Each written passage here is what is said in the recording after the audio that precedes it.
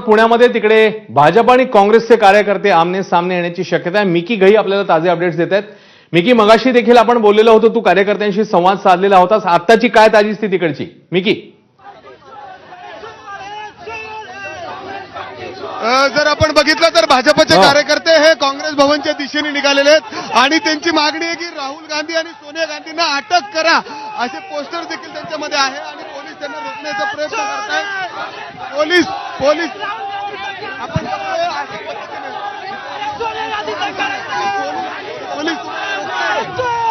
Police तुम्हाला अडवतायत, काय मागणी काय?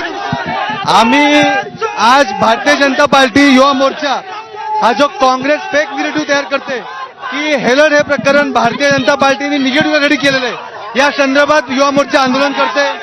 सोनिया गांधी आणि राहुल गांधीवर जे ईडीने आरोप केलेत त्यांच्यावर जो गुन्हा दाखल करायला सांगितलाय त्या संदर्भात काँग्रेस म्हणते की भाजपचे षडयंत्र आहे। हे भाजपचे षडयंत्र नसून हा त्यांच्या आपण बघतोय काँग्रेसचे देखील कार्यकर्ते एकवटले, त्यांच्या हातामध्ये बांबू आहेत, काटे आहेत। तुम्ही जर तिकडे आतमध्ये यायचा प्रयत्न केला त्याला प्रत्युत्तर दिलं जाईल। तुम्हीच बघताय की ती हिंसक आणि इलिगल कामं करणारी काँग्रेसची लोक आहेत।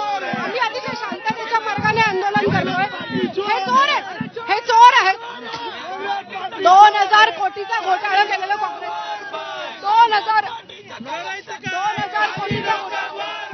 आम्ही काँग्रेस भवनमध्ये जाणार आहोत। पण आता पोलिसांनी तुम्हाला रोखून धरलंय, कसं जाणार पुढे? पोलिसांनी इथंही बंदोबस्त कडे कोठे, कसं जाणार? प्रयत्न करतो आम्ही, जाणार, आम्ही पुढे जाणार। रोखून धरतायत तिथं तुम्हाला प्रत्युत्तर देण्यासाठी। चोर है भाई, चोर है। काय मागणी काय आहे तुमची? आमची मागणी एवढीच आहे, काँग्रेस पक्षाने नॅशनल हेराल्ड प्रकरणी लोकांची दिशाभूल करणं थांबवावं।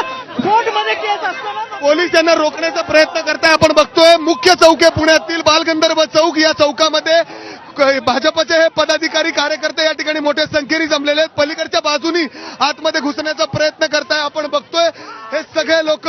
ताई, तुम्ही ज्या पद्धतीने उत्तर देण्याचा प्रयत्न करताय, सत्ताधारी पक्ष आहात तुम्ही, सत्ताधारी पक्ष असलो तरी सुद्धा सोनिया गांधी आणि राहुल गांधींनी ज्या प्रकारे 2000 कोटीचा घोटाळा केलाय, 2013 सालचा हा प्रकरण आहे आणि आता नरेटिव्ह असं पसरवतात जसं काय बीजेपीने केलंय, यांना अटक झाली पाहिजे। आपण बघतोय मागणी हीच आहे की राहुल गांधी आणि सोनिया गांधींना अटक करावं। ज्या पद्धतीने त्यांनी लूट केली आहे त्यानुसार